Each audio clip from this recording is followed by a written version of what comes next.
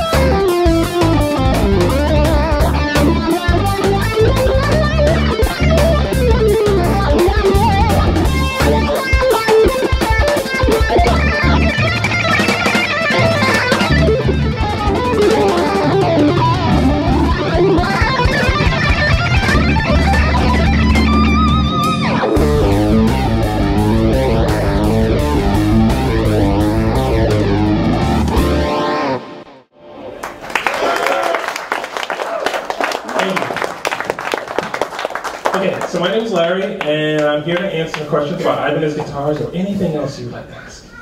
What model was that again? This is a SV24. It's got a hum configuration and it splits quad. So you can split the quad. You get the in all positions except the middle. And it's a lot like the S24, which I think there's one hanging up there, except there's no locking tremolo. This has the ZR tremolo, zero resistance, and it's non-locking.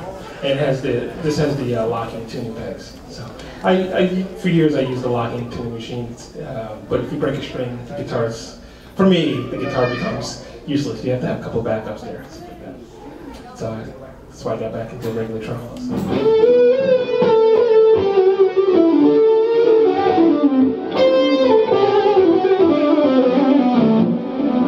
The one that's on the locking tremolo is pretty much the same thing, except it's got the locking part and you got the fine tuners on the back.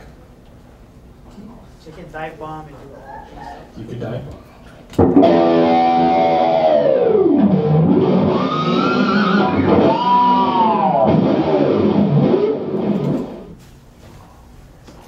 You have a question? Oh, no. You sure? Yeah, I'm just amazed. Feel free to ask questions now. In addition to being an excellent guitarist, obviously, you also are a producer and engineer. You want to speak a little bit about that? I produce and engineer. I won a Grammy last year for producing and engineering. And I produce mostly singer-songwriters and Native American singer-songwriters, and this one happens to be here. A very, very talented Joey Harjo, who's a poet, author, singer-songwriter, saxophone player. Joey kind of does everything. Playwright, that's right. I am here in Hawaii rehearsing for a play that we're doing in at the Native Voices at the Autry in Griffith Park. So I've been a sideman for actually longer than I've been a solo artist, and so I like doing different types of music.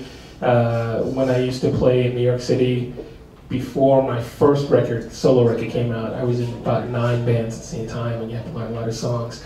So when I got my first tour with an artist named Miguel Bose, I remember being in rehearsal in Italy and asking someone, so how many songs are we doing? And they said 45, and I just was terrified. I can't remember 45 songs in a different language.